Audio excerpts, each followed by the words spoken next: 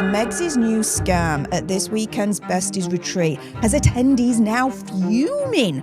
So what's she done now? What I feel most sorry about are the trolls who their hopes are just built and built and built. And it's like, yes, and then it doesn't happen. So I feel sorry for them. Meghan Markle just can't take the trolling anymore. Word going around is she's done staying quiet and is finally speaking up. And it's getting messy because insiders are claiming her own husband may have exposed her over an alleged hospital scam. That timing feels too convenient, especially with rumors about Prince Harry trying to reconnect with his family while Meghan is still unwelcome near the palace. One source even suggests he had no choice but to let this out if he wanted any chance at fixing things with the king. Right now, it's looking like Meghan is cornered, with no real support left around her. But they didn't get much attention, which is kryptonite for Harry and Meghan. To be ignored is the worst thing ever. I don't think they've made the dollars that they hoped to make, and the headlines have been horrible, right? And people are now saying Meghan Markle turned a children's hospital into a quick photo stop. And the way it's coming out, it's not looking like charity anymore. It's starting to look like a setup. Because one claim says she walked in, looked around, and said, "Let's make this quick," while kids were lined up for pictures. And it gets worse, because this hospital moment didn't happen alone. It came right in the middle of a trip where money, appearances, and image were all mixing together in a way that doesn't sit right. There is some backlash in Australia this week over a visit to the continent by Prince Harry and Meghan Markle, their first visit to the Commonwealth country since stepping back from royal duties in 2020. So now the real question is, was this trip about helping people or rebuilding a brand that was already falling apart? And what makes this even crazier is that while all of this was happening, Harry might have just exposed the truth himself without even realizing it. Because during that same Australia trip, he stood on stage and said something that hit people hard. He talked about wanting to be a better parent, a better version, an upgrade from what he grew up with. Prince Harry is, of course, in Australia with Meghan, and he apparently has said that children should be an upgrade of their parents. It sounds very pointed, Tom, this comment. Now on the surface, that sounds honest, it sounds real. But the problem? At the same time he's talking about healing and truth, and Meghan is moving in a way that looks more calculated than caring. So now people are connecting dots and asking, are they even on the same page anymore? Because one is talking about growth, and the other is building something that looks like strategy. And once people started noticing that difference, everything else started getting picked apart. Now, let's talk about the part that really got people heated.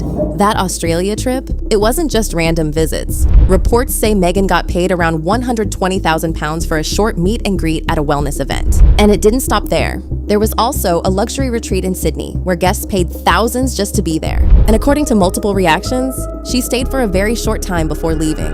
Now think about that for a second. People paying that kind of money, expecting access, expecting time, and then it ends quickly? That's when the vibe shifted. It stopped being just about appearances. It started to feel like exchanges. And once that idea spread, the backlash hit fast. So now media voices and commentators started saying something even stronger. They said Australia wasn't a visit, it was an ATM. They have used Australia as their own private ATM, Alex. It's like some sort of a cash cow where they've been going from appearance to appearance, and you won't believe it, they're expected to have made $10 million in sponsorships, in appearances throughout this whole week, yet they'll tell you that they are private citizens and, no, they're here for privacy. And that's when everything started to turn messy. Every move they made after that, people began to question it. The hospital visit, the charity appearances, the speeches, everything started looking like part of one big plan. Not just showing up, but gaining something from it. And once that narrative started building, there was no slowing it down. Now, this is where everything loops back to that hospital claim.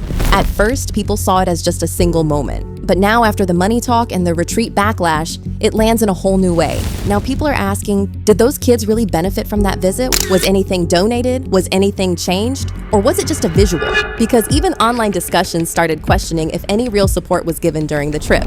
And when those questions don't get clear answers, people start filling in the blanks themselves. Now let's circle back to that retreat for a second, because this is where everything started getting loud. Guests began speaking up, saying they felt misled, and some even started demanding refunds. And look, when one person complains, it can get ignored. But when multiple people start saying the same thing, that's when it becomes a story. And now it's not just critics talking, it's the people who paid. And that hits harder than anything else. Because during their Bondi Beach visit, something small happened, but it said a lot. A beachgoer is going viral after casually ignoring Meghan Markle and Prince Harry during their visit, as crowds rush toward the former royals, while she keeps moving like she's the only one who matters.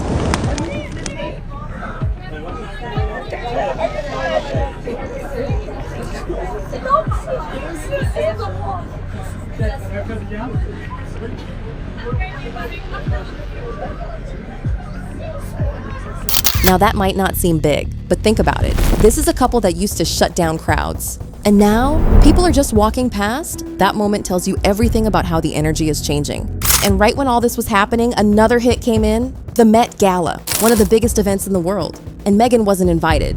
Now insiders say she believed an invite was coming, but it didn't. And that matters because that event is all about status. So if you're not there, people notice. And when you combine that with everything else going on, it starts to look like doors are closing. Now here's where things take a different turn. After losing the Netflix deal, Meghan didn't just move on quietly. Reports say she started reaching out, sending gifts, letters, even her own products. Now look, networking is normal, but when it comes right after rejection, it feels different. It feels like trying to get back in. And that's where people start using one word: desperate. And then, this move shocked a lot of people. Her brand started using her kids' royal titles to promote products. Candles named after Prince Archie and Princess Lilibet. Now here's why that matters. They walked away from royal duties, saying they wanted to stand on their own. But now those same titles are tied to selling products. That clash didn't feel right to a lot of people. Now behind the scenes, things are getting even colder. King Charles reportedly doesn't want them at Sandringham. And Prince William? Some believe he would strip their titles completely if he had the power. And I think when William one day comes to the throne, he will strip them of their titles, not only the Duke and Duchess of Sussex, but also the Prince, Harry. They'll be Mr. and Mrs. Windsor from then on, or whatever they want to call themselves. But that's the only way to stop this. That says it all. This isn't just tension now, there's real distance between them. And right when things couldn't get worse, another issue popped up. A charity Harry helped build is now suing him. Now think about that for a second. A charity, the very place they use to shape how people see them, suddenly turning into a legal issue, that changes the whole story in a serious way. And now, it's all crashing in at once. The hospital claims, the money backlash, the retreat complaints, the Hollywood rejection, the royal tension, all landing together. So people aren't focused on one moment anymore. They're starting to see a pattern. So let's go back to the start, that hospital visit, that one moment where something just didn't sit right. At first, it seemed small, easy to brush off, but now it feels like the moment everything circles back to. If it truly came from a real place of care, then all of this fades into background noise. But if it didn't, then it reshapes how people look at everything that followed. And now the biggest question is simple. Did Meghan take things too far trying to rebuild her image? Or is this all being twisted to bring her down? And the real twist, Harry might have already given the answer and didn't even realize it.